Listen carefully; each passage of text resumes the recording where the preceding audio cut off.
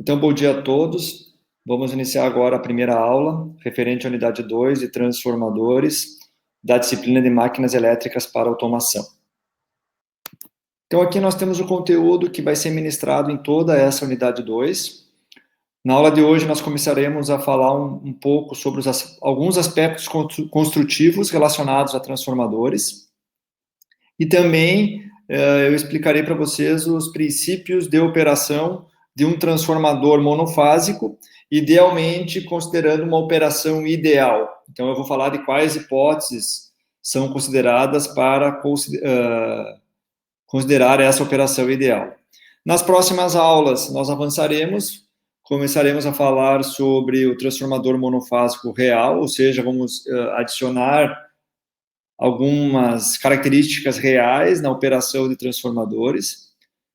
Também alguns aspectos teóricos, como, por exemplo, como nós podemos representar um circuito equivalente desse transformador, e a partir desse circuito equivalente, eu vou apresentar para vocês alguns índices de desempenho, normalmente utilizados para avaliar a operação de transformadores. Também falaremos sobre a conexão série e paralelo de transformadores, um tipo especial de transformador que é o chamado autotransformador, e também abordaremos os transformadores trifásicos. Então, esse é o conteúdo de toda a unidade 2. Nós teremos, do ponto de vista teórico, 4 aulas para essa unidade. Na aula de hoje, então, uma breve introdução, demonstrando a aplicabilidade desse tipo de equipamento. Então, como eu já disse anteriormente, também falaremos dos aspectos construtivos e a operação de um transformador monofásico ideal. Então, aqui eu descrevo de forma bem sucinta o que é um transformador. Ele é um dispositivo que ele pode modificar níveis de tensão alternada. Então, um transformador opera com tensão alternada, não tensão contínua, por exemplo. Então, ele pode modificar, ou ele modifica um nível de tensão alternada para outro nível de tensão, mas sem variar a frequência dessa tensão e também sem afetar a quantidade de potência fornecida. Então, nós temos transformadores de diferentes portes, diferentes tamanhos, diferentes níveis de potência, diferentes níveis de tensão, para diferentes aplicações. Então, nós temos, por exemplo, transformadores onde eu posso ter, na saída, uma tensão maior do que a entrada, posso ter transformadores com tensão menor do que a entrada, ou até transformadores com o mesmo nível de tensão, apenas para garantir uma isolação galvânica. Nós vamos falar sobre isso ao longo dessas próximas aulas. Mas sempre lembrando que esse transformador, então, ele não varia a frequência da tensão e também ele não modifica, isso pensando num transformador ideal, né, principalmente, ele não modifica a potência. Então, a potência na entrada é igual à potência de saída. Um transformador não é um amplificador de potência, então nós não temos, mesmo que nós tenhamos uma tensão mais elevada na saída, o lado de maior tensão vai processar, ou vai conduzir por esse lado menores correntes, de tal forma que nós sempre mantemos a potência de entrada igual à potência de saída. Claro que num transformador real existem perdas de potência internas inerentes a esse transformador. Então, sempre a potência de saída vai ser um pouco menor do que a potência de entrada, porque nós vamos ter perdas tanto nos enrolamentos quanto nos núcleos. Mas um transformador, idealmente, a potência de entrada é igual à potência de saída. Nunca a potência de saída será maior do que a potência de entrada.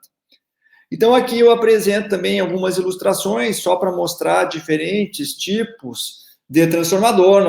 Existem transformadores bem conhecidos aí em sistemas de potência, em redes de transmissão, na parte de geração, na rede de distribuição, né? Então, aqui, por exemplo, são envoltos, nesse caso particular, por uma carcaça, normalmente imersos em óleo, aí para a questão de dissipação de calor.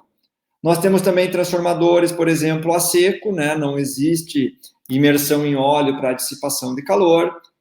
Nós temos transformadores, por exemplo, para circuitos eletrônicos, são transformadores de menor porte, né, menor tamanho, né, por quê? Porque processam menores níveis de potência.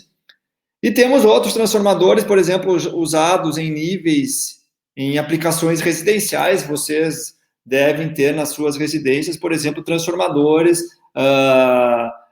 para um determinado equipamento que não está adequado ao nível de tensão da nossa rede elétrica. Então, aqui, esses são transformadores, um tipo chamado de autotransformador, normalmente, utilizados para simples adequação de tensão, por exemplo, em aplicações residenciais ou comerciais. Então, vocês vão encontrar, é um equipamento extremamente aplicado, vocês vão encontrar em inúmeras aplicações, então ele é um equipamento muito importante. Então, por isso nós vamos dedicar toda uma unidade só para estudar esse equipamento. Então, aqui eu apresento de forma geral algumas características, algumas nomenclaturas, que nós vamos, ao longo das próximas aulas, ir detalhando essas características. Então, um transformador, basicamente, ele consiste de 2 ou mais bobinas, vai depender do tipo de transformador, e essas bobinas, que são normalmente de cobre, são bobinas condutoras, né? Normalmente vocês vão encontrar bobinas de cobre, elas são enroladas, e por isso, essas bobinas são chamadas de enrolamentos, né? Em torno de um mesmo núcleo ferromagnético. Tá? Então, normalmente, vocês vão encontrar esses transformadores com 2 ou mais enrolamentos em torno de um mesmo núcleo ferromagnético. Esses enrolamentos, normalmente, com exceção de um tipo de transformador, que é o autotransformador, esses enrolamentos, eles não estão conectados eletricamente entre si. Não há conexão elétrica a esses enrolamentos. A única conexão que existe entre as bobinas é o fluxo magnético que é comum no interior do núcleo. Então, existe um acoplamento magnético e não uma conexão elétrica. Então, se diz que esses enrolamentos estão isolados, ou até mais detalhadamente, vocês vão encontrar bastante o termo, que esses enrolamentos estão isolados galvanicamente. Ou seja, não há conexão elétrica e há, sim, acoplamento magnético entre essas bobinas, entre esses enrolamentos. Com relação à nomenclatura dos enrolamentos desse transformador, normalmente aquele enrolamento que está conectado a uma fonte de energia, que é uma fonte de energia alternada para a operação desses transformadores, esse enrolamento é chamado de enrolamento primário. Então, enrolamento conectado à fonte, normalmente chamado de enrolamento primário. Os demais enrolamentos, normalmente um secundário, ou pelo menos um secundário, mas pode existir, por exemplo, um terciário ou mais enrolamentos, são conectados a outros dispositivos, usualmente chamado de carga. Então, o transformador mais convencional com 2 enrolamentos tem um enrolamento primário conectado à fonte de energia e um enrolamento secundário conectado à carga. Existem outras formas de denominar esse enrolamento, por exemplo, posso ter um enrolamento ligado ao lado de alta tensão, então ele é chamado de enrolamento de alta tensão, e os enrolamentos de baixa tensão são chamados de enrolamentos simplesmente de baixa tensão. Então, dependendo da aplicação, a nomenclatura adotada para esses enrolamentos também pode ser diferente, mas pode significar a mesma coisa. Então, eu já destaquei antes algumas aplicações, mas aqui eu apresento nesse slide algumas, ou escrevo algumas dessas possíveis aplicações. Transformadores são extremamente utilizados em sistemas de energia, desde a geração até a transmissão a longas distâncias, né? Desde das usinas geradoras, transmitem, nem sempre as usinas geradoras estão próximas do centro de consumo, então é necessário transmitir a longas distâncias, e depois também para parte de sistema de distribuição nas comunidades ou nos centros urbanos. Nós temos a geração de energia realizada em baixa ou em média tensão, né? Vai depender do porte da usina, mas se essas usinas não estão localizadas próximas aos centros de consumo, nós temos que transmitir essa energia por longas distâncias. E dependendo do tamanho das usinas, dependendo da quantidade de energia que é transmitida, a corrente pode ser significativa. E isso poderia ser um problema para transmitir essa energia, porque nós teríamos que ter cabos para a transmissão dessa, condução dessa corrente, para a transmissão dessa energia, cabos muito grandes. Ou corrente circulando por esses condutores, né? Dependendo da resistência dos condutores, nós teríamos resistências ou perdas ômicas nesses condutores que tornariam essa transmissão inviável. Então, para reduzir o nível de corrente nessa transmissão de energia a longas distâncias e para reduzir também as perdas inerentes a essa transmissão, o que se faz? Se eleva a tensão logo após a usina para que a transmissão de energia a longas distâncias seja feita em extra alta tensão, por exemplo, em centenas de quilovolts. Então, a gente consegue transmitir, ou é possível transmitir, grandes quantidades de energia com níveis bem menores de corrente. Por quê? Porque está trabalhando com tensões bem mais elevadas. Então, com isso, permite utilizar, por exemplo, cabos de menor bitola, o que torna viável a transmissão de grandes blocos de energia a longas distâncias. Então, nós temos aí essa aplicação como transformador utilizado para elevar a tensão. Entretanto, quando chega em centros urbanos, torna-se extremamente perigoso operar, trabalhar, né, com grandes níveis de tensão. Então, nas subestações, por exemplo, aquelas grandes subestações, nós já reduzimos essa tensão para níveis menores de tensão, na faixa de dezenas de quilovolts, ou dezenas de quilovolts. Por exemplo, 13,8 quilovolts é um nível de tensão bastante comum para a distribuição de energia. Então, nós já temos uma pré-redução, né, uma redução aí para nível de distribuição, mas ainda, para quê? Para ficar num nível um pouco mais adequado do ponto de vista de segurança e de operação desses níveis de tensão, mas ainda não está num nível de tensão adequado para consumo nas residências, nem é seguro dentro das residências nós operarmos aí com 13,8 kV. Então, ainda existe aqueles transformadores que vocês encontram em centros urbanos, aí nos postes de energia, que reduzem a tensão, por exemplo, de 13,8 kV para, aqui em Santa Maria, tensão 220 volts de fase e 380 volts de linha, que já está adequada ao nível de consumo residencial. Então, tanto para elevação de tensão, que permite transmissão a longas distâncias, quanto redução de tensão, que permite adequar os níveis de tensão para consumo, o transformador é um equipamento indispensável nesse nosso sistema de energia utilizado até então. Então, uma das principais aplicações dos transformadores é a adequação de níveis de tensão. Senão a principal aplicação. Tá? O transformador tem uma aplicação bastante importante também, como eu já falei anteriormente, que ele garante isolação galvânica, isolação elétrica entre dois circuitos, então não há contato elétrico entre o circuito primário e o circuito secundário, então essa é uma aplicação importante também.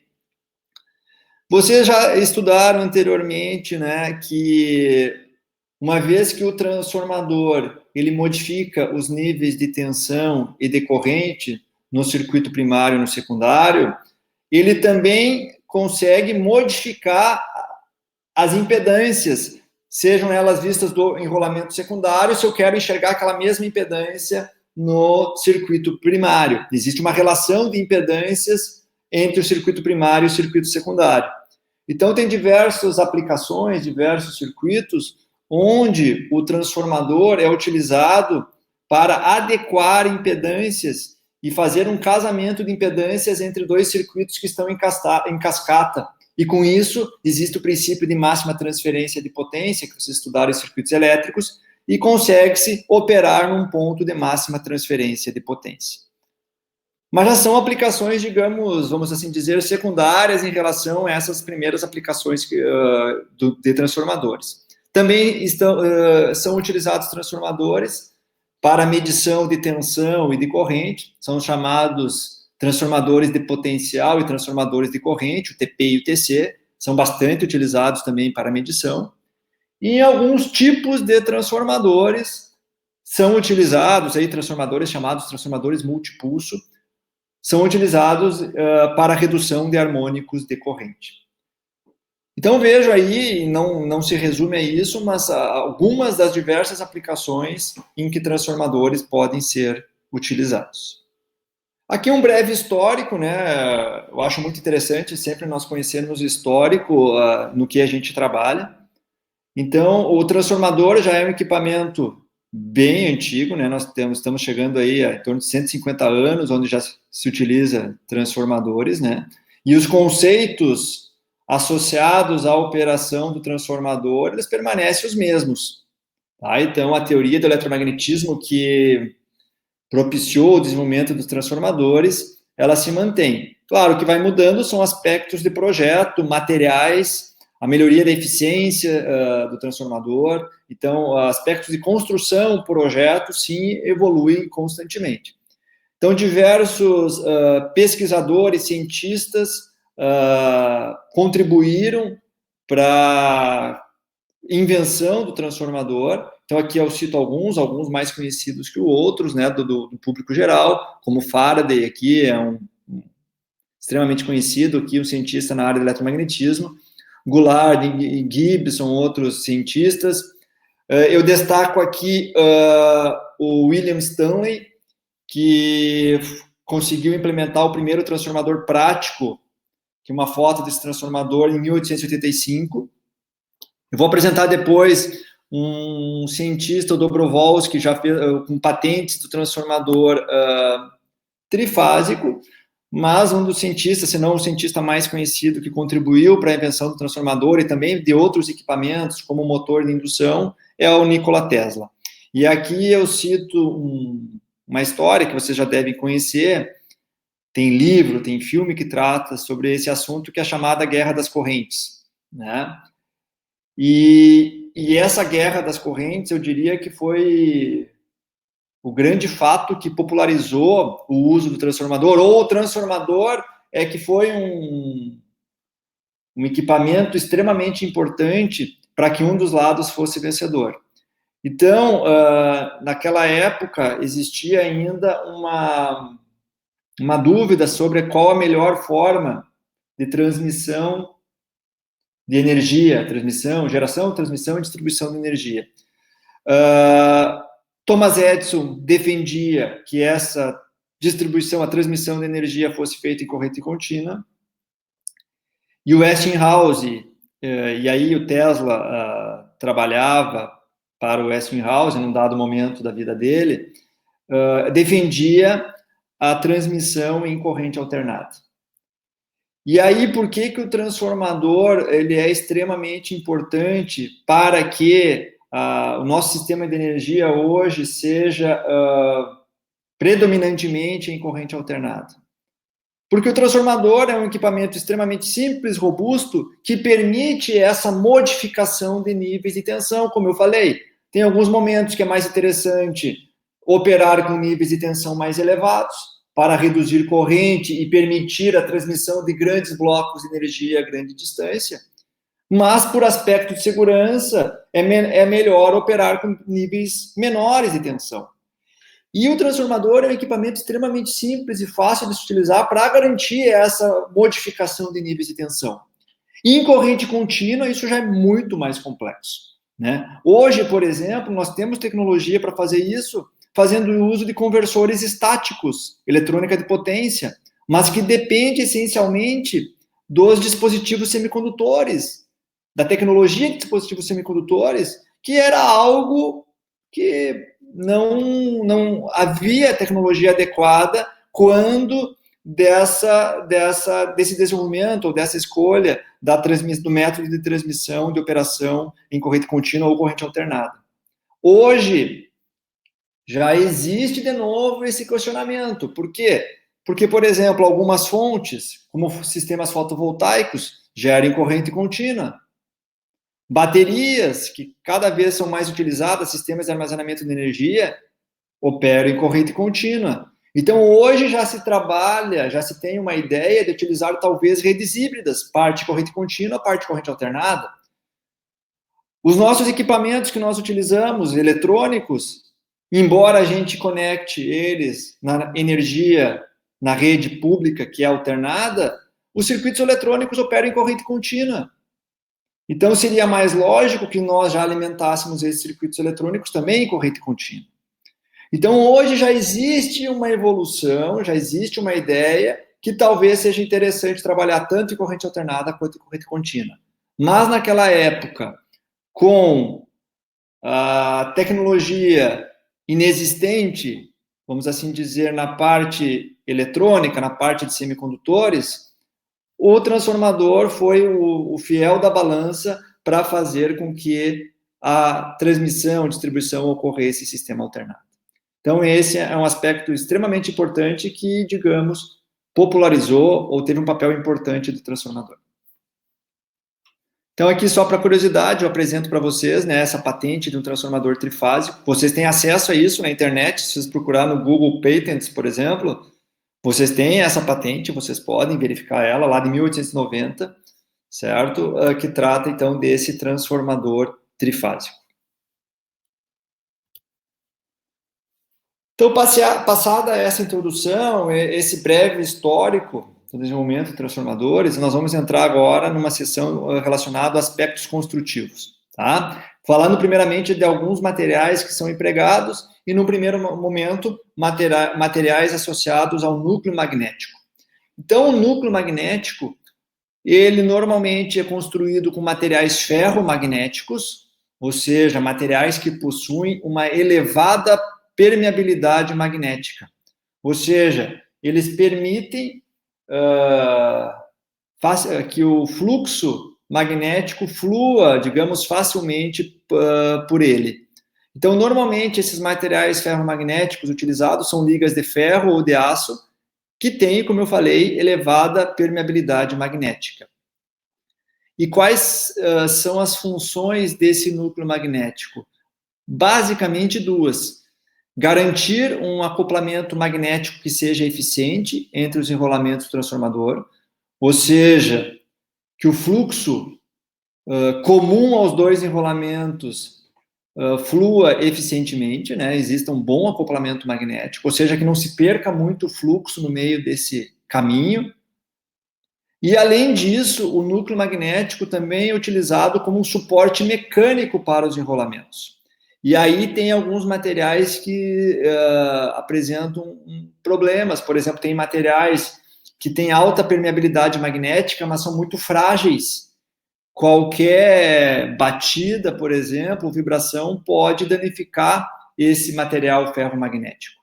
Então, é importante que esse núcleo garanta esse acoplamento magnético adequado, mas também sirva de suporte mecânico para os enrolamentos. A escolha do material magnético, ela depende de diversos fatores. Um dos fatores, por exemplo, é a frequência de operação. E aí depende da aplicação.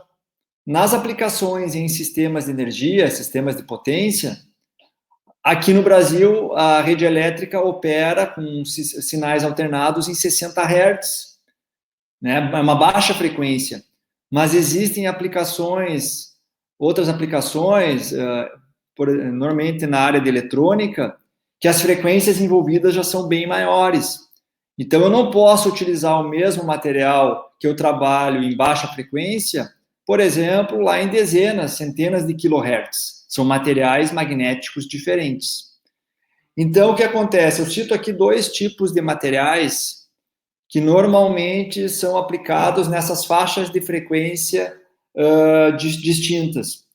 Lâminas de aço ou ferro-silício, normalmente com uma isolação elétrica entre as mesmas, para redução de perdas por corrente parasita, são utilizados para baixa frequência. Entretanto, à medida que a frequência de operação aumenta, as perdas por histerese que existem nesse tipo de material, nessas chapas, nessas lâminas de ferro, aço, silício, aumentam muito. Então, para frequências elevadas, a operação, o uso desse tipo de material torna praticamente inviável, é praticamente inviável, porque as perdas no núcleo se tornam muito significativas. Para frequências, então, mais altas, tem que se procurar materiais alternativos. Um exemplo é a chamada ferrite, que tem diferentes tipos de ferrite, diferentes tipos de núcleos para alta frequência, mas esse ferrite normalmente é óxido de ferro e alguns metais como zinco, níquel e manganês. Então, esses materiais, por exemplo, ferrite, apresentam perdas bem menores para elevadas frequências. Então, normalmente são indicados para essas faixa de frequência mais elevada. Entretanto, esse material apresenta algumas desvantagens. Baixa densidade de fluxo, ele não consegue, digamos, não permite um fluxo muito grande, senão ele começa a saturar, ele já satura, então aqui normalmente na faixa de 0,3 Tesla. E um problema também bastante significativo é que ele tem baixa robustez a choques mecânicos. Como eu falei, é um material bastante frágil. Então é difícil vocês encontrarem núcleos de ferrite muito grandes, de volume muito grande. Por quê? Porque qualquer choque mecânico ele já quebra, ele esfarela praticamente. Então, em aplicações, por exemplo, em sistemas de energia, que nós temos potências maiores, não se utiliza ferrite, por esses dois motivos, o baixa densidade de fluxo e baixa robustez a choques mecânicos. Então, a escolha mais adequada desse material depende, como eu falei, de diversos fatores, e eu destaco aqui novamente frequência de operação, a potência, que vai dar uma ideia do tamanho do transformador, e também especificações relacionadas a perdas no núcleo. Tá? Mas aqui eu cito alguns desses possíveis materiais. Existem formas diferentes de construir esses núcleos, ou de construir também um transformador. E aqui eu cito duas técnicas distintas. A primeira é a chamada núcleo envolvido. Nesse tipo de técnica, aqui eu estou apresentando um transformador monofásico, sendo que vamos assumir que tem um lado de baixa tensão e tem um lado de alta ou de maior tensão. Normalmente a gente poderia pensar, vejam que é um núcleo que tem, vamos assim dizer, retangular, tem duas pernas, onde a gente, em cada uma das pernas, a gente pode enrolar o núcleo. Em cada uma das pernas a gente pode enrolar esses enrolamentos, primário e secundário. A forma, digamos, que a gente poderia pensar a mais simples seria colocar um enrolamento numa perna, outro enrolamento na outra perna. Mas normalmente não é isso que é feito. Para garantir um acoplamento mais eficiente, para garantir que o fluxo gerado por um enrolamento também passe por outro enrolamento, normalmente se divide os enrolamentos em duas partes. Então, parte do enrolamento de baixa é montado na perna da esquerda, parte desse mesmo enrolamento é montada na perna da direita. E da mesma forma para o enrolamento de alta tensão. Divide o enrolamento em duas partes e monta-se nessas duas pernas do núcleo. Quando os enrolamentos envolvem aqui o núcleo, a técnica é chamada aqui de núcleo envolvido. Certo? Então, como eu já disse, de forma mais prática, em um transformador monofásico, não se monta todas as espiras do enrolamento numa perna, se divide metade de umas espiras numa perna, metade das espiras em outra perna. Normalmente, o enrolamento de baixa ele é montado mais próximo do núcleo e o enrolamento de alta mais afastado, mais externamente ao núcleo, por questões de isolação elétrica, para garantir ou para minimizar riscos de quebra, de ruptura de dielétrico. Então, normalmente, uma técnica de montagem, enrolamentos de menor tensão mais internos, enrolamentos de maior tensão mais externos. Então, essa é uma técnica chamada de núcleo envolvido. Outra técnica é a chamada de núcleo envolvente, como o próprio nome diz, parte aqui parte do núcleo envolve os enrolamentos. Então, vejo que agora, ao invés de ter 3 pernas, acho que dá para enxergar nessa figura, esse núcleo, ele tem 3 pernas aqui de material ferromagnético. Essas 2 pernas mais externas e uma perna central. E os enrolamentos, eles são enrolados em torno dessa perna central, somente. Qual a vantagem disso? Nós temos uma maior proteção mecânica aos enrolamentos. Então, eles são mais protegidos. Segue-se aqui a mesma estratégia de deixar os enrolamentos de menor tensão mais internos, os enrolamentos de maior tensão mais externos, por essa questão de isolação elétrica. Então, aqui eu apresento alguns comentários gerais que valem para ambos os tipos de núcleo, tá? Então, eu já disse isso anteriormente, né? Para aplicações em baixa frequência, normalmente se utiliza chapas de ferro ou aço silício, são várias chapas sobrepostas aqui para montar o núcleo. São chapas finas e elas são eletricamente isoladas entre si, porque caso ocorram indução, e vai ocorrer indução de tensão no núcleo, como as chapas estão isoladas eletricamente entre si, a impedância elétrica dentro desse núcleo ela é elevada, e com isso consegue-se reduzir as correntes parasitas que surgem devido a essa tensão induzida no núcleo. Então, para aplicações de baixa frequência, é uma das alternativas práticas para reduzir perdas no núcleo devido a correntes parasitas. Eu já falei anteriormente, né, os enrolamentos primário e secundário, eles não são montados em pernas distintas, e sim sobre uma mesma perna do núcleo, numa tentativa de reduzir o fluxo disperso, ou seja, garantir um acoplamento magnético mais eficiente entre esses 2 enrolamentos. E como eu disse também anteriormente, o enrolamento de baixa tensão, normalmente, ele é implementado na camada mais interna dos enrolamentos para reduzir o problema de isolação do enrolamento de alta tensão em relação ao núcleo. Uma questão de isolação elétrica para reduzir esse problema de ruptura de dielétrico. Então, o nosso foco na disciplina é vocês entenderem a operação geral do transformador, resolução de circuitos elétricos com transformadores, mas o nosso foco não é projeto físico de transformadores, entendeu? Nós não vamos aqui realizar metodologia de projeto e montagem de transformadores. Claro que alguns de vocês poderão ir trabalhar numa empresa e demandem esse tipo de informação, mas não é o foco, não é o objetivo da nossa disciplina atacarmos aqui projeto de transformadores. Então, como eu disse, o nosso segundo tópico da aula de hoje é o estudo de um transformador monofásico ideal. Então, nós vamos considerar algumas hipóteses para fazer análise desse transformador monofásico ideal, que basicamente nós vamos considerar ele é um dispositivo sem perdas.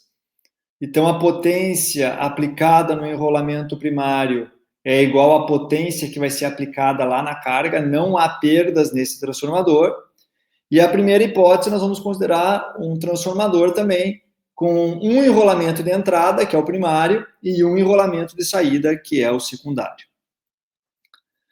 Embora eu tenha dito para vocês que os enrolamentos são divididos, né? Nós não colocamos todo o primário numa perna e todo o secundário numa segunda perna, nós vamos considerar para efeitos de análise que nós temos todo o enrolamento primário concentrado numa perna e todo o enrolamento secundário em outra perna, só para efeito de análise. Outra hipótese, vamos assumir que a permeabilidade magnética do núcleo é constante, e a gente viu na aula passada que isso não é, a realidade não é essa.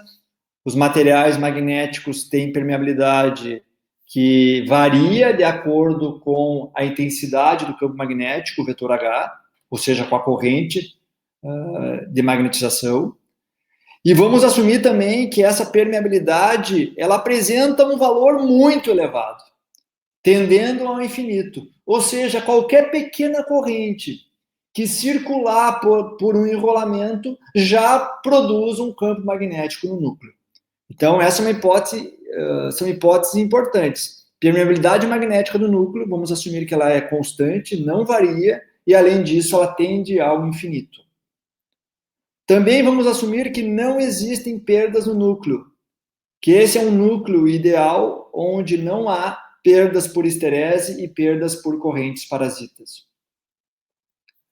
Vamos assumir também que não existe fluxo disperso, ou seja, todo fluxo que é produzido pelo enrolamento primário vai também enlaçar o circuito secundário e vice-versa.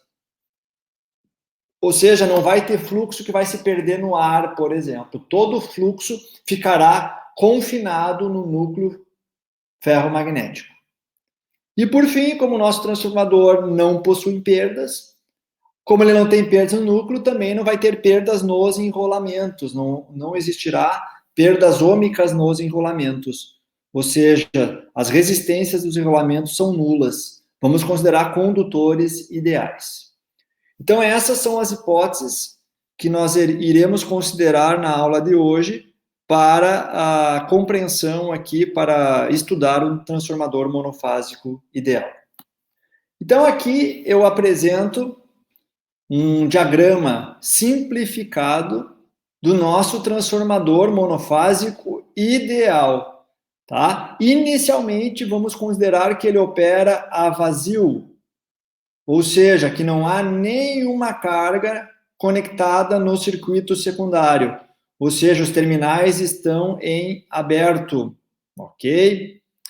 E como eu falei anteriormente, vamos considerar esse núcleo ferromagnético ideal, onde nós estamos enrolando toda uma bobina nessa perna da esquerda, e todo o circuito secundário, a bobina do circuito secundário está enrolado nessa perna da direita. Como eu já disse também, vamos assumir que todo o fluxo que vai circular nesse transformador, ele é comum às duas bobinas. Não vai ter fluxo que vai se perder, que vai se desviar para o ar. Então, essas são algumas hipóteses que nós já falamos anteriormente, além de não ter perdas no núcleo, não ter perda nos enrolamentos. Certo? Então, vamos lá. Vamos começar a analisar a operação desse transformador monofásico ideal.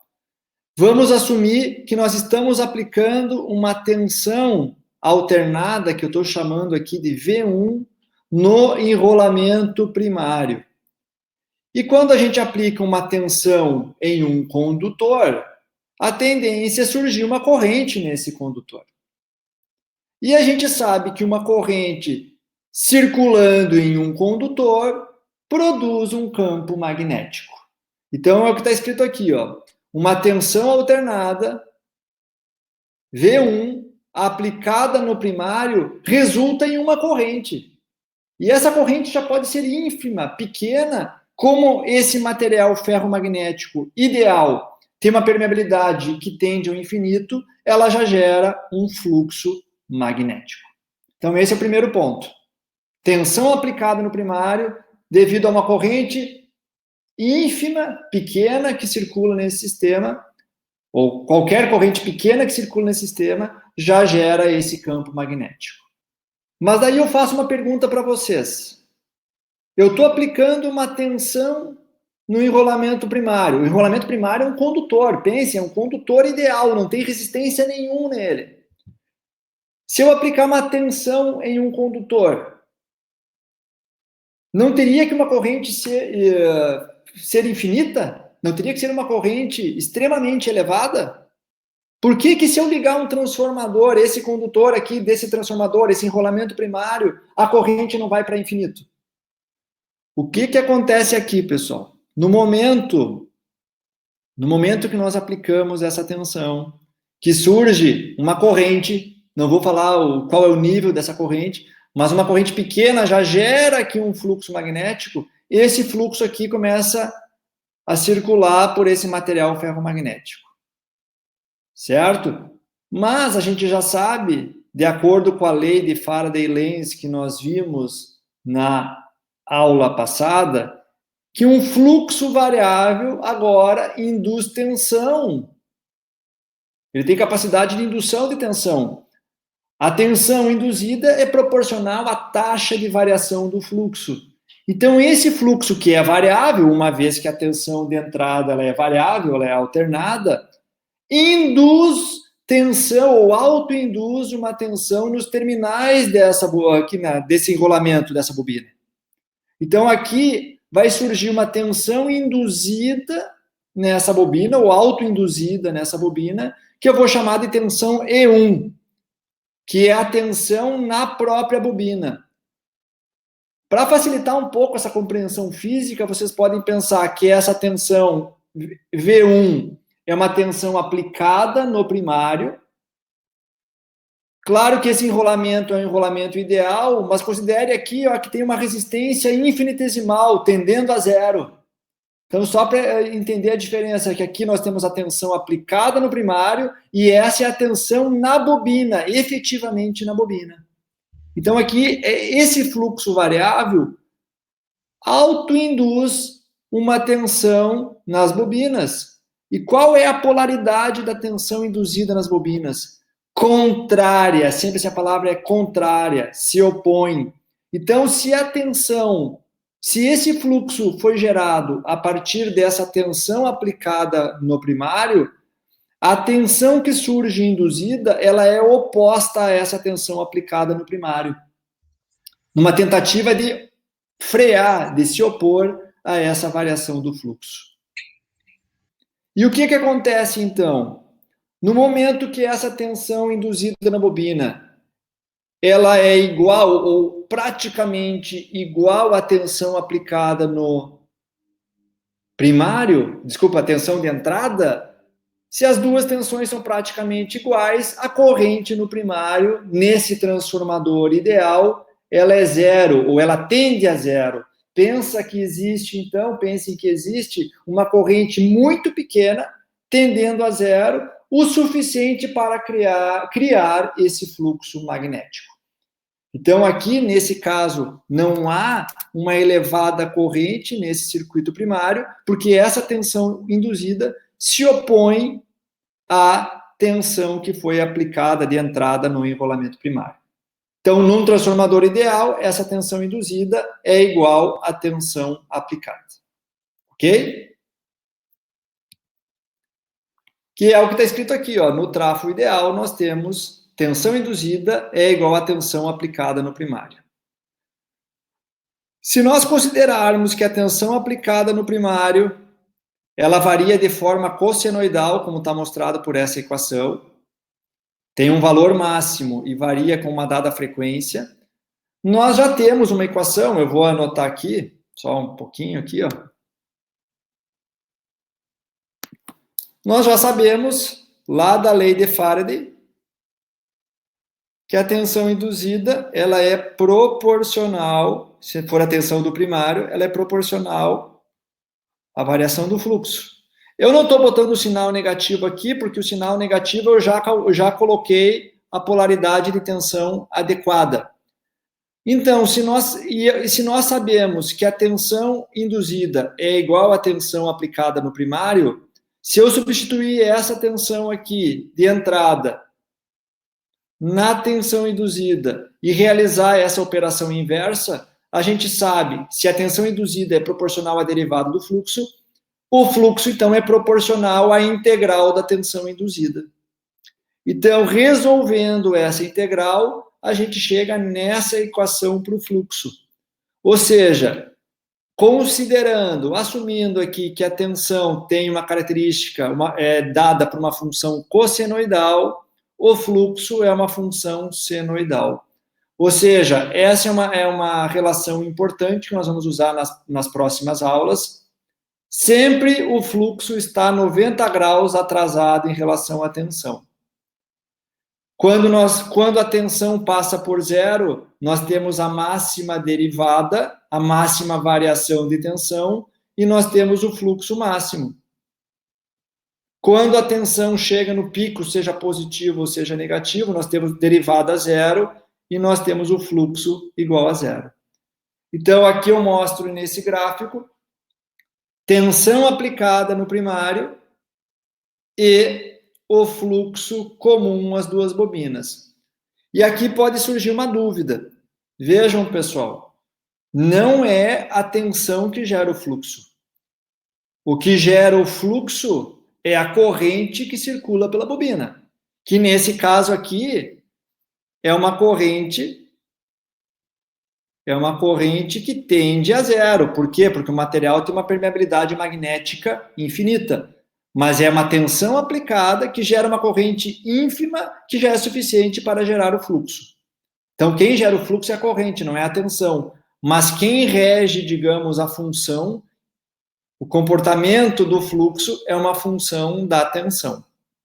Certo? Então, aqui, o fluxo está 90 graus atrasado em relação à tensão aplicada, que nesse caso é idêntica à tensão induzida no enrolamento primário.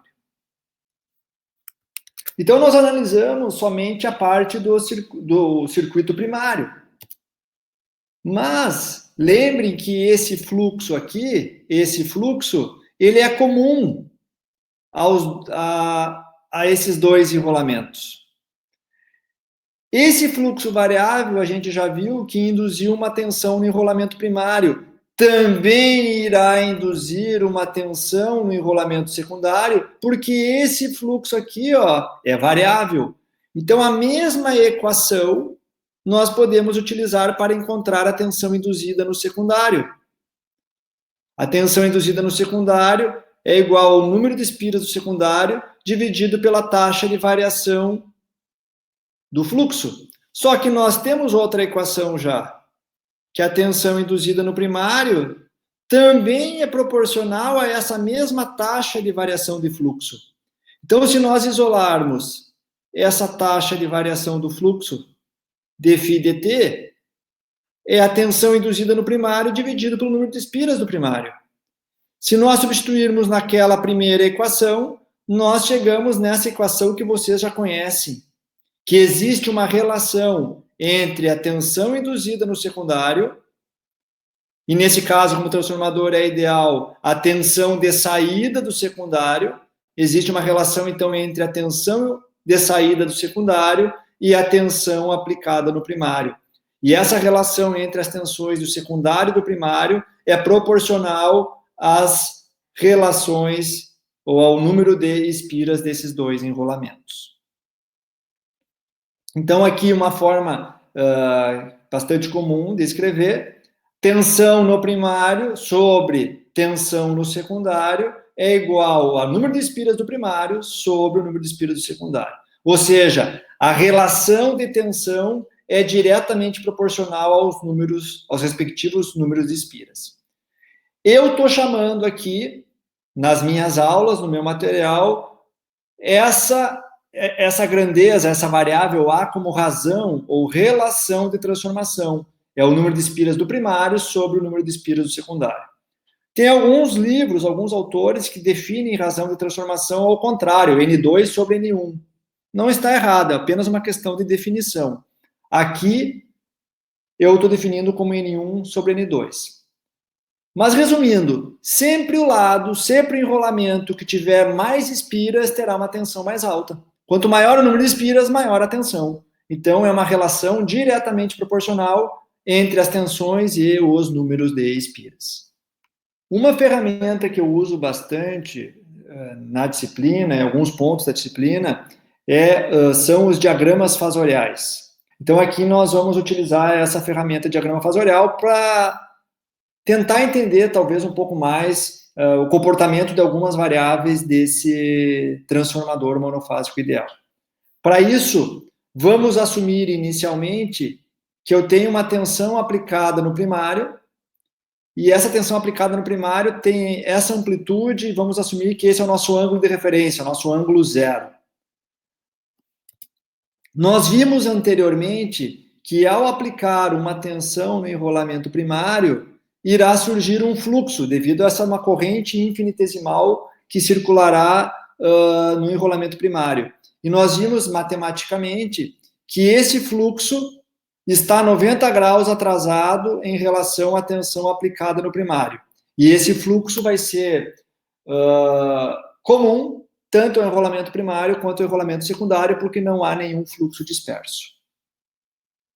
Como esse fluxo é comum a ambos os enrolamentos, né? O que acontece? Nós já vimos que esse fluxo induziu uma tensão, ou autoinduziu uma tensão no enrolamento primário, que se opõe à causa da variação do fluxo, ou seja, ela é igual à própria tensão aplicada no circuito primário, mas também induz uma tensão no enrolamento secundário. Como esse transformador ele é ideal, ou seja, como não há perdas no cobre, como não há fluxo disperso, como a permeabilidade magnética tende ao infinito, a tensão induzida no primário e a tensão induzida aqui no secundário, e, consequentemente, as tensões de entrada e de saída estão em fase. Não há nenhuma defasagem para esse transformador ideal entre a tensão aplicada no primário e a tensão no secundário. A única diferença em que há entre essas tensões é a amplitude das tensões, que aí depende da razão de transformação. Para esse exemplo em particular, ele é um transformador dito abaixador. Por quê? Porque a tensão do secundário é menor do que a tensão do primário. Ou seja, o número de espiras do secundário é menor que o número de espiras do primário. Então, para esse transformador monofásico ideal, esse diagrama fasorial ele é bastante simples. Tá ok? Bom, essa foi a operação do transformador monofásico ideal a vazio. Agora vamos complicar um pouquinho e vamos incluir uma carga a esse transformador. Tá ok? Então aqui vejo que eu coloquei um elemento, conectei um elemento na saída do transformador, uma carga. Quando eu falo carga, não quer dizer que é um resistor. Pode ser um resistor, pode ser um indutor, pode ser um capacitor, pode ser uma combinação desses elementos. Mas vamos considerar que é uma carga e, acima disso, uma carga linear, certo? Ou seja, a corrente é proporcional à tensão, tá ok? Então, o que acontece? Vejam, vamos retomar o que a gente falou do transformador a vazio. A tensão aplicada no primário resultou num fluxo. Esse fluxo ele é variável, esse fluxo é variável, é comum a ambos os enrolamentos. Esse fluxo autoinduziu uma tensão no enrolamento primário e também causou a indução de tensão no enrolamento secundário. Então surgiu uma tensão aqui no secundário, só que agora o circuito não está em aberto. O que acontece? Agora nós temos uma carga conectada e nós fechamos esse circuito secundário. E o que acontece sempre que nós temos uma tensão aplicada em um circuito fechado, um caminho fechado? Vai surgir uma corrente agora no secundário. Por quê? Porque nós temos tensão aplicada sobre uma carga, então nós temos um caminho fechado que permite a circulação de corrente, que é o que está escrito aqui, ó. Ao inserir uma carga, a tensão induzida gera uma corrente no secundário. Essa corrente no secundário, por sua vez, o que ela produz? Lembrem que qualquer corrente ou qualquer condutor percorrido por corrente produz fluxo. Está escrito aqui, ó. Esta corrente produz um fluxo, que eu vou chamar de um fluxo φ2. E para qual direção, qual sentido vai surgir esse fluxo? A palavra sempre é se opõe. Esse fluxo que vai surgir aqui em φ2, chamado φ2, se opõe à causa que o gerou. Quem gerou esse fluxo? Foi a corrente. Quem gerou a corrente? Foi essa tensão. Quem gerou essa tensão? Foi esse fluxo φ aqui, ó. Então, esse fluxo φ2 se opõe à variação do fluxo φ. Então, se o fluxo está aumentando, o fluxo φ2 tende a diminuir esse fluxo φ. Então, o que acontece? À medida que surge essa corrente I2, surge esse fluxo Φ2 que se opõe a Φ. E ele produz se o fluxo Φ, se essa variação do fluxo Φ diminui, ocorre uma diminuição dessa tensão induzida no primário, porque lembrem que a tensão induzida é proporcional à taxa de variação de fluxo. Se a variação de fluxo diminui, essa tensão induzida vai cair. Então, veja o que acontece aqui, ó, ocorre uma diminuição instantânea da tensão induzida no primário. E daí, se eu tenho agora uma tensão induzida no primário que diminui em relação à tensão no primário, eu tenho uma diferença entre essas duas tensões. Se eu tenho duas fontes de tensão e agora elas são diferentes, começa a surgir uma corrente no primário. Então vejam, de novo, pessoal, vou explicar de novo, vou ser repetitivo, mas para garantir que vocês entendam. Ao surgir uma tensão, porque agora nós temos um caminho fechado proporcionado por essa carga, essa corrente no circuito secundário produz um fluxo Φ2, que se opõe à causa que o gerou. Qual é a causa? Variação do fluxo. Então, está diminuindo a taxa de variação do fluxo, reduz a tensão induzida. Ao reduzir essa tensão induzida, como há diferença entre a tensão aplicada no primário e a tensão induzida, aumenta a corrente. Ao aumentar essa corrente, se reestabelece esse fluxo mútuo Φ, que é comum aos dois, e chega-se num ponto de equilíbrio. Como encontrar esse ponto de equilíbrio? Pode-se encontrar a partir desse circuito elétrico equivalente que representa esse circuito magnético. Qual é o circuito elétrico equivalente? Eu posso analisar vendo a força magnetomotriz do circuito primário. Lembre que nós vimos na aula passada lá a lei de Ampère. Então eu tenho uma força magnetomotriz que representa o esforço que se faz para gerar o campo magnético. A força magnetomotriz lá da lei de Ampère, que é lá o HDL vezes NI. Então, isso aqui vem da lei de Ampère. A força magnetomotriz, que dá uma ideia do esforço para gerar o fluxo magnético, tem dimensão de fonte de tensão no circuito elétrico equivalente. Nós temos a força magnetomotriz do secundário, que é o número de espiras do secundário vezes a corrente 2. São duas fontes nesse circuito elétrico equivalente, ou são duas forças que tentam impor o fluxo magnético. E entre essas duas fontes que tentam impor o fluxo magnético, existe essa resistência, que representa a relutância magnética do núcleo.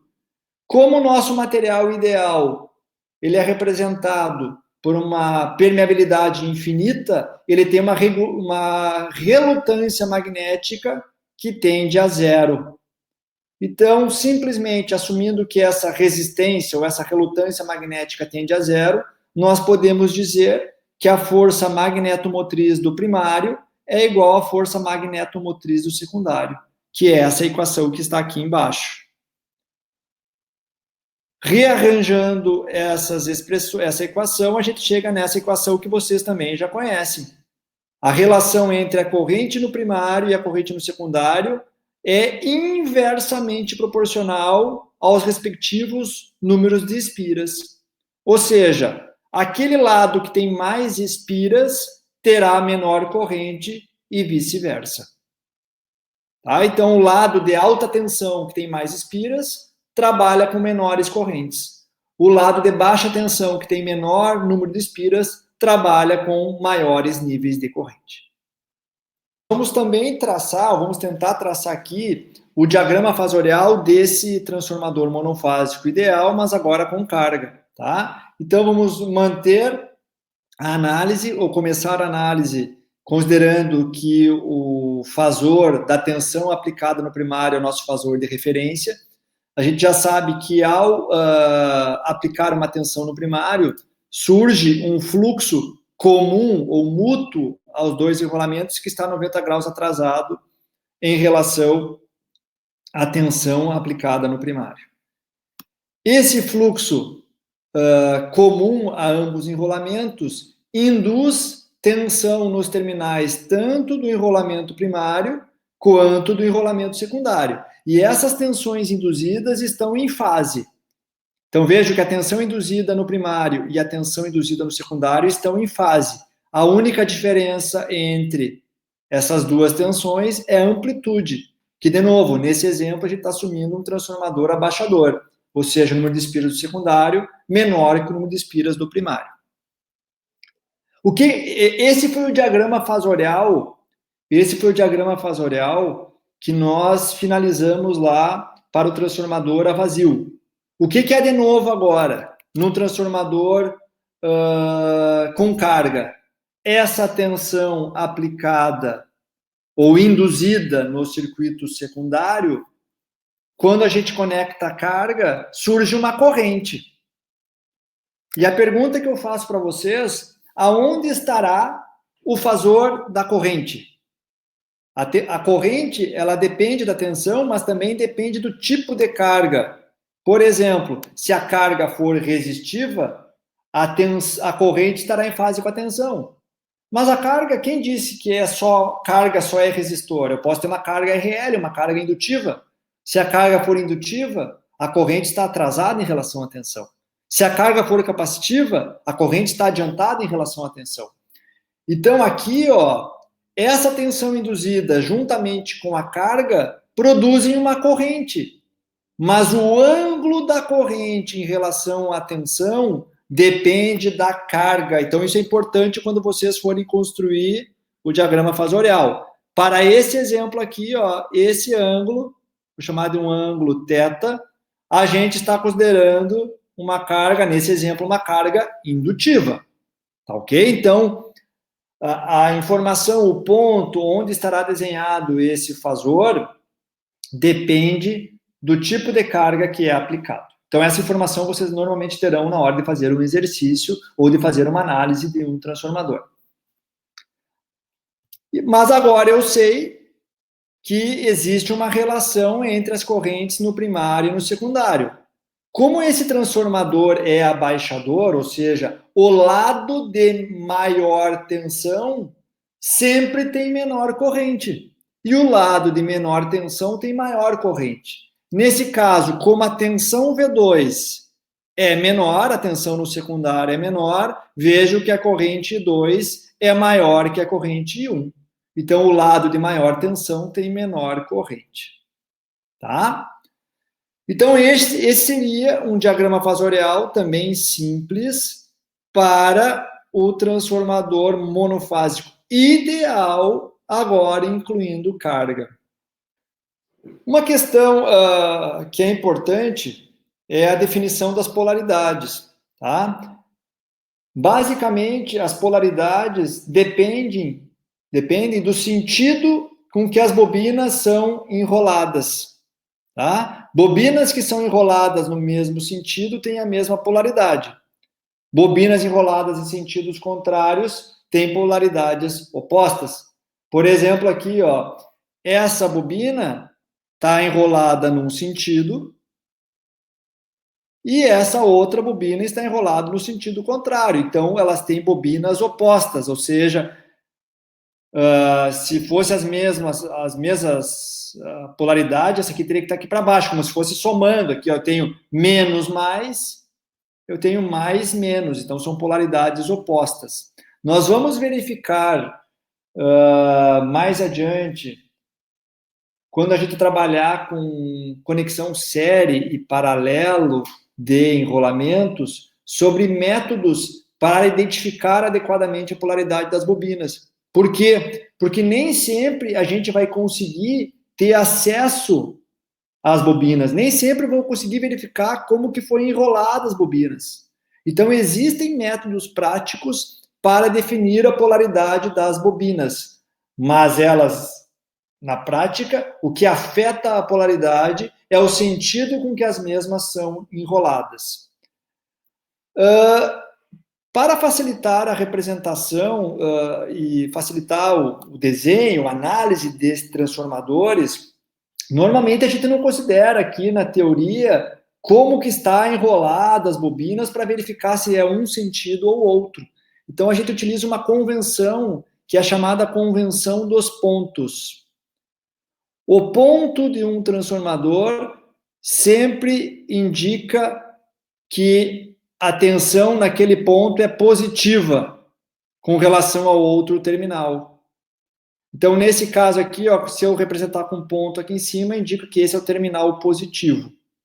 Da mesma forma, no secundário, o ponto sempre indica o terminal positivo. Claro que nós estamos trabalhando com sistemas com tensão alternada, variáveis alternadas. Então, a polaridade da tensão vai variando no tempo, mas a gente sempre considera isso aqui como uma indicação fixa, né? Então, isso aqui representa o ponto, representa o terminal positivo, uma questão de referencial. Em relação às correntes, é um pouquinho diferente. Por quê? Porque a gente assume que o sinal de entrada é uma fonte.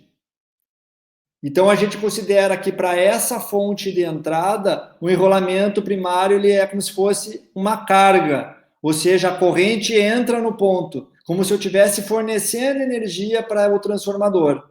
Então, aqui, do ponto de vista de entrada, o restante do transformador é uma carga. Então, a corrente entra no ponto, entra no terminal positivo. Do ponto de vista de saída, tudo que vem antes do secundário, a gente enxerga como uma fonte. Então, a corrente sai do ponto, sai do terminal de positivo, como se estivesse gerando energia, fornecendo energia para a carga. Então, a corrente sai do ponto. Então, resumidamente, nessa convenção dos pontos, os pontos, do ponto de vista de tensão, indicam terminal positivo, tanto no enrolamento primário quanto no secundário, e do ponto de vista das correntes, a corrente entra no ponto, no primário, porque a gente considera que a entrada é uma fonte de energia para o restante do circuito, e já no secundário, a gente enxerga a corrente saindo do ponto. Tudo que vem antes se comporta como uma fonte de energia para a carga.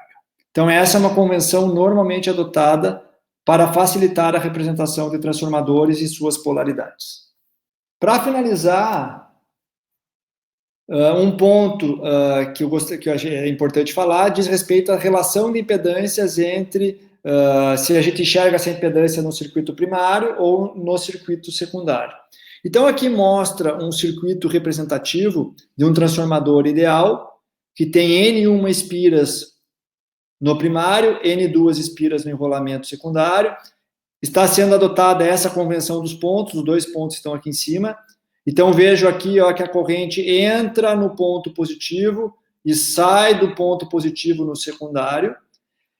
Mas o que me interessa aqui, de novo, é analisar que foi conectado uma impedância aqui, uma carga com impedância Z2. Então, pela lei de Ohm, você já sabe que essa impedância, se eu sei a tensão sobre a impedância, e nós sabemos a corrente que circula por essa impedância, nós sabemos que a impedância pode ser dada por essa relação, V2 sobre I2. Tá? Mas uma técnica importante que vocês já trabalharam com isso em circuitos elétricos em corrente alternada, para resolver circuitos que têm transformador, é refletir todas as partes do circuito para um mesmo lado do transformador, seja para o lado primário, seja para o lado secundário. De outra forma, que eu quero dizer, é que nós podemos analisar essa impedância enxergando o circuito por esse ponto, enxergando o circuito pelo secundário, mas nós podemos resolver enxergar o circuito diretamente aqui pela fonte, pelo primário. Então, nós podemos transformar, refletir todas as variáveis do secundário, por exemplo, para o primário. A pergunta é, será que se eu mandar essa impedância, se eu refletir essa impedância para o circuito primário, o valor da impedância ou a forma como vou enxergar ela é a mesma? E a resposta é que não. Então, nós vamos ver qual é a relação entre essa impedância, se nós enxergarmos ela do lado secundário ou do lado primário. Como que nós podemos enxergar isso aqui? Eu vou chamar de uma nova impedância Z2', né? Estou refletindo ela para o primário, mas nós sabemos que se eu refletir ela para o primário, eu sei que a tensão aplicada no primário é V1 e a corrente aplicada no primário é I1. Ou seja, a impedância do primário, que é igual à impedância do secundário refletida ao primário, é V1 sobre I1. Mas nós já vimos anteriormente que a relação entre V1 e V2 é diretamente proporcional à relação de espiras, e nós vimos que I1 sobre I2 é inversamente proporcional à razão de transformação. Então, substituindo V1 e I1 por essas duas equações e jogando nessa definição da impedância, a gente chega que a relação entre a impedância do primário e a impedância do secundário, ela obedece, ela é proporcional também à relação de transformação, mas ela é proporcional ao quadrado, tem uma relação quadrática aqui no meio.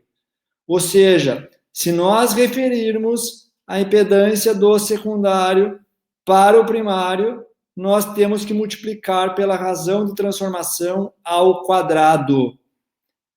Então, de novo, o lado de alta tensão terá enxerga maiores impedâncias, mas com uma relação quadrática.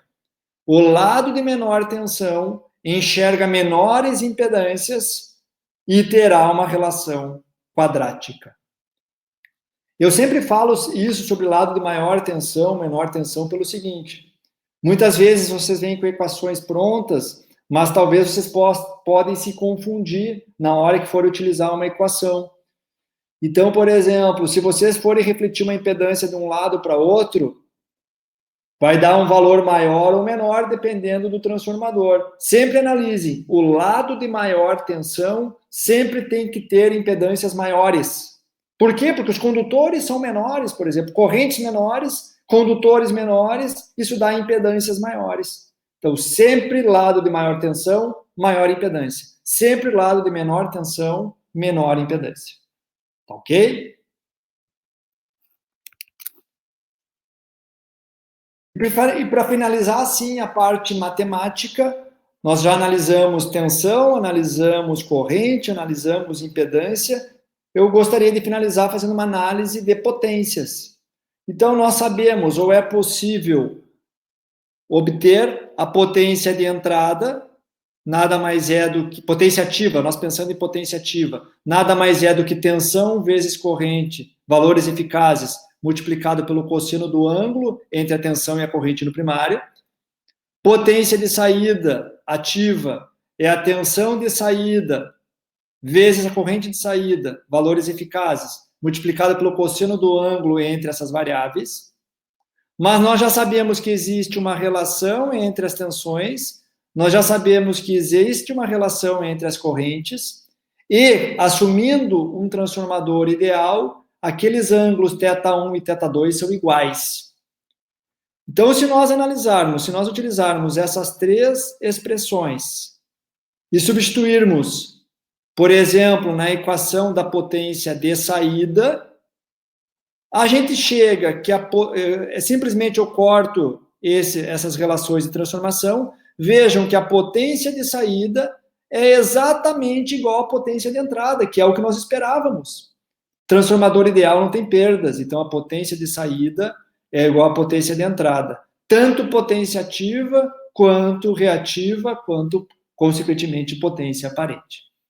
Então, só para finalizar a aula, também vamos fazer uma breve enquete para verificar uma forma de avaliação, né? Nós avaliarmos se vocês entenderam o que eu falei aqui de forma bem direta, bem simples. Então, aqui eu apresento uma questão que é a seguinte, é uma afirmação. Um transformador ideal pode modificar os níveis de tensão, corrente e potência mas sem variar a frequência. Estou perguntando se é verdadeiro ou falso.